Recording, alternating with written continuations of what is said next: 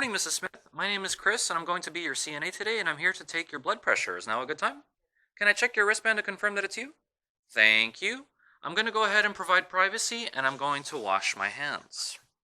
I'm going to return, lock the wheels on the bed, and bring my supplies closer to my patient.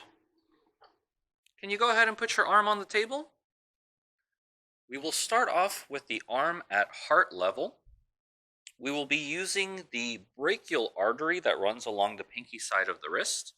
Make sure that your patient has their feet firmly planted on the floor, their arm is at heart level, and the palm is facing up.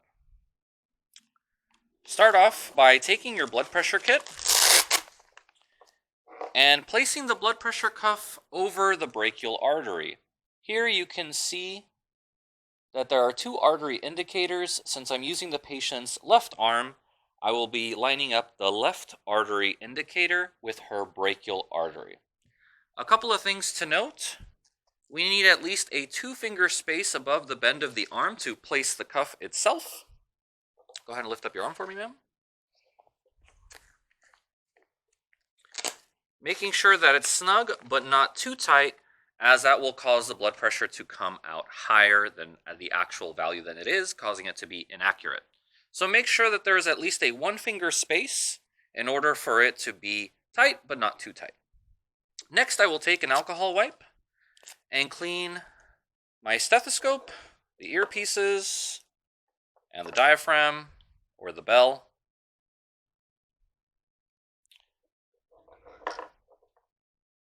Making sure that my sphygmomanometer or gauge is where I can comfortably see it.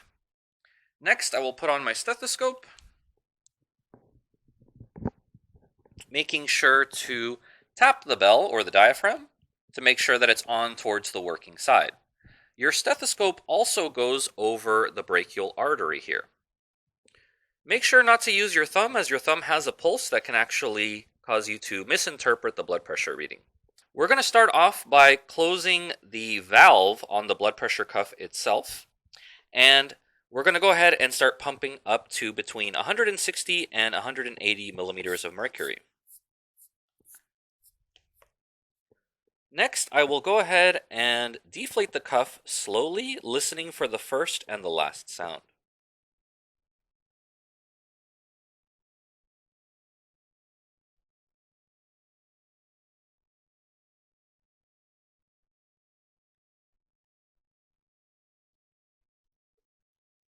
Once you've heard the first and the last sound, you can go ahead and deflate the cuff completely.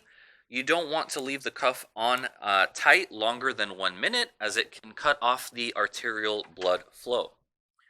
I will remember the first sound and the last sound, that is your systolic over your diastolic, always written in a fraction. I will take off the blood pressure cuff. I will hand the patient their call light, unlock the wheels on the bed, open up the privacy or remove the privacy. I will wash my hands, and I will report and document that her blood pressure was 110/60, and my skill is complete.